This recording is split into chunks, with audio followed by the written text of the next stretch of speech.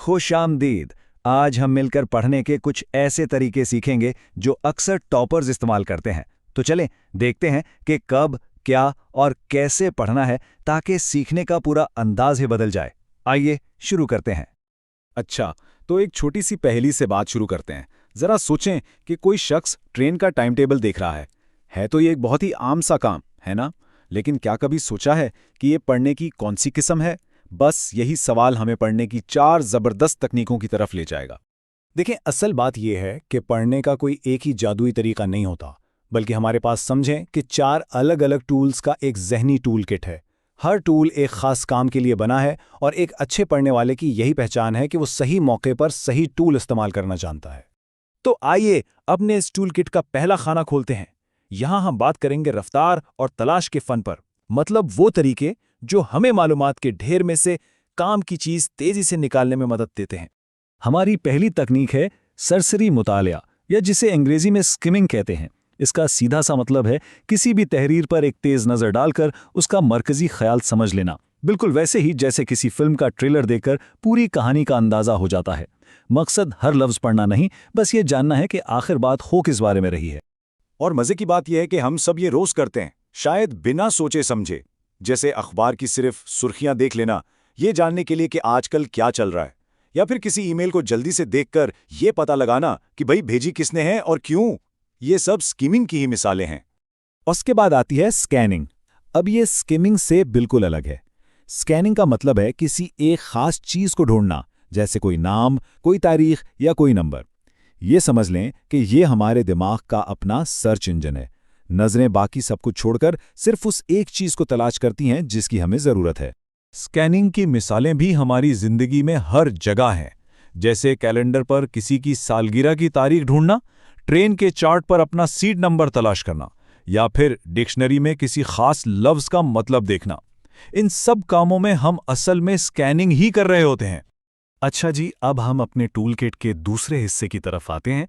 यहाँ मुकाबला है गहराई और वुसअत का। यानी अब हम पढ़ने के 2 ऐसे तरीके देखेंगे जो एक दूसरे की जिद हैं, लेकिन दोनों ही अपनी अपनी जगह बहुत अहम है। यहाँ इस टेबल में देखें, एक तरफ है अमीक मुतालिया। इसमें हम किसी तहरीर की बिल्कुल गहराई में उतर जाते हैं, उसके एक एक लफ्ज़ को, उसकी बनावट को समझते हैं, जैसे इम्तिहान के लिए कोई किताब पढ़ना। और दूसरी तरफ है वसी मुतालिया। इसका मकसद बस लुत्फ़अंदोज़ होना और बहुत सारा पढ़ना है ताकि रवानी बेहतर हो, जैसे कोई कहानी या नॉवल पढ़ना। और अब बारी है हमारे टूल किट के आखिरी जोड़े की, और शायद ये वो सवाल है जो सबसे ज्यादा पूछा जाता है। पढ़ना कैसे चाहिए, आवाज के साथ या खामोशी से? चलें देखते हैं कि दोनों में क्या फर्क है और कौन सा तरीका किसके लिए ज्यादा बेहतर है। तो देखिए, बुलंद ख्वानी यानी आवाज से पढ़ना शुरू के तलबा के लिए बहुत अच्छा है। इससे इनका तलफ़ुज़ ठीक होता है और झिझक खत्म होती है। जबकि खामोश मुताला, जो सिर्फ आंखों और दिमाग से होता है, वो ज्यादा पुख्ता पढ़ने वालों के लिए बेहतरीन है। इससे समझने की रफ्तार तेज होती है और थकावट भी कम होती है। ठीक है, तो अब तक हमने 4 जबरदस्त तकनीकें सीख ली हैं। अब वक्त है ये जांचने का कि हमने कितना समझा है। कुछ सवालात हैं, देखते हैं कि सही टूल का इंतखाब हो पाता है या नहीं। पहला सवाल, ट्रेन के चार्ट पर उसकी रवानगी का वक्त तलाश करने के लिए कौन सी टेक्निक इस्तेमाल हो रही है, सरसरी मुताला या स्कैनिंग? दूसरा सवाल यह है कि प्राइमरी क्लास के किसी तालिब इल्म का तलफ़ुज़ बेहतर करने के लिए कौन सा तरीक़ा बेहतर है, बुलंद ख्वानी या खामोश मुताला? और आखिरी सवाल, इम्तिहान के लिए किसी किताब को बहुत गहराई से पढ़ना, ये वसी मुतालिया कहलाएगा या अमीक मुतालिया? चलें अब जवाबात देखते हैं। ट्रेन का वक्त तलाश करना स्कैनिंग है, क्योंकि हम एक ख़ास मालूमात ढूंढ रहे हैं। तलफ़ुज़ ठीक करने के लिए बुलंद ख्वानी सबसे बेहतरीन है, और इम्तिहान के लिए गहराई से पढ़ना, जी हाँ, वो अमीक मुताला है। उम्मीद है कि सबके जवाबात ठीक होंगे। तो आज की सारी बातचीत का निचोड़ क्या है? बस ये कि असल कमाल ज़्यादा मेहनत से पढ़ने में नहीं, बल्कि होशियारी से पढ़ने में है।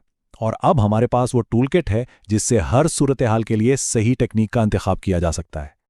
तो अब यह सवाल सबके लिए है कि अगली बार जब कोई किताब, कोई मजमून या कोई ईमेल खोली जाएगी, तो कौन सी टेक्निक इस्तेमाल होगी?